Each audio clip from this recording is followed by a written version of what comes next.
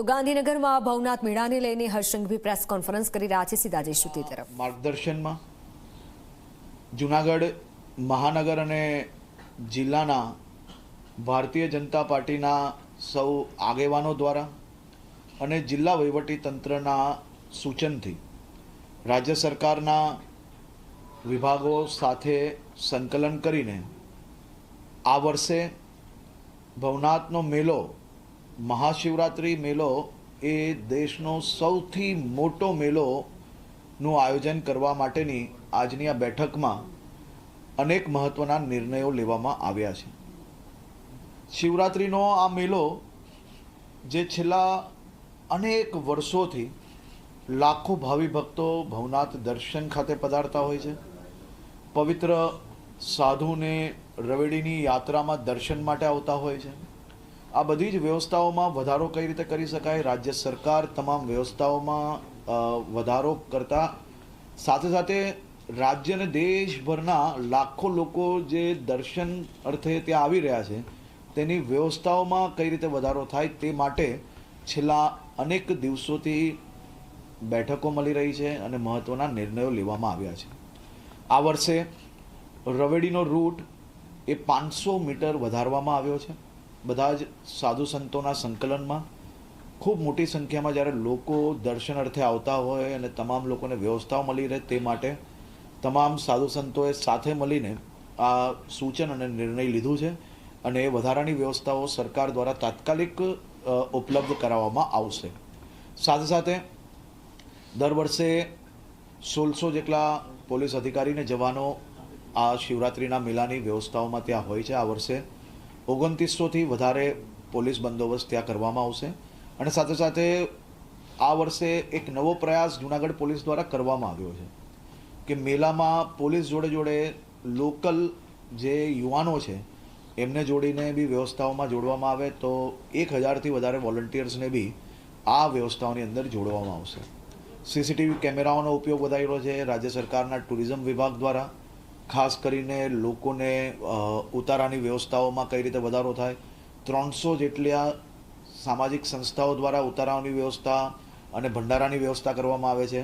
આ સૌ સામાજિક સંસ્થાઓને બી હું આભાર માનું છું કે એટલા વર્ષોથી કામગીરી કરી રહ્યા છે। આ વર્ષે હજી વધુ મહત્ત્વની જે વ્યવસ્થાઓ કરવાની હોય તેમાં બી એ લોકો સહભાગી થઈ રહ્યા છે। દરેક જગ્યા પર પાણીની વ્યવસ્થાઓ આ વર્ષે નવી કરવામાં આવશે। જે રૂટ છે એ રૂટને આખો ડેકોરેશન કરવામાં આવશે રાજ્ય સરકાર દ્વારા। આ વર્ષનો આ મેળો એ અદ્ભુત હશે અને આજ તકનો સૌથી મોટો મેળો થાય તે પ્રકારની વ્યવસ્થાઓ કરવામાં આવી છે। એની જોડે જોડે આ વર્ષે 11મી તારીખે સાંજે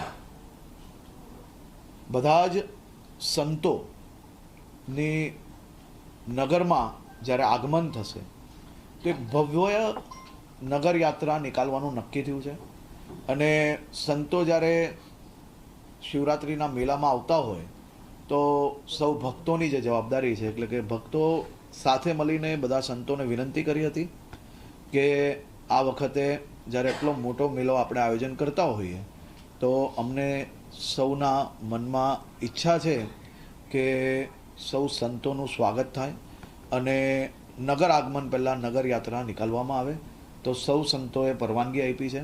તો 11મી તારીખે હું પોતે બી અને બધા જ અમારા સાથીઓ સાથે મળીને બધા જ સંતોના સ્વાગત માટેની એક ભવ્ય નગર યાત્રાનું આયોજન બી કરવામાં આવ્યું છે।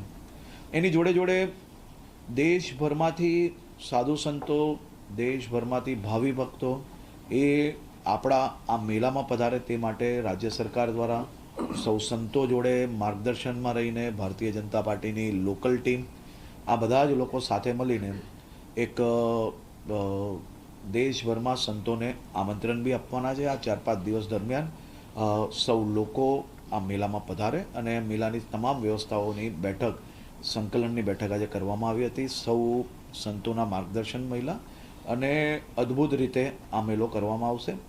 રાજ્યના સૌ નાગરિકોને, સૌ શિવ ભક્તોને હું વિનંતી કરું છું, હું સૌને આમંત્રણ આપું છું કે આ પ્રાચીન મેળો, અદ્ભુત મેળો અને ભવનાથના દર્શન અર્થે આપ સૌ લોકો શિવરાત્રિના મેળામાં જુનાગઢ ભવનાથ પધારો. જય ગિરનાર. માનનીય હવે નાયબ મુખ્યમંત્રી સાહેબને સૌ સંતોના માર્ગદર્શનમાં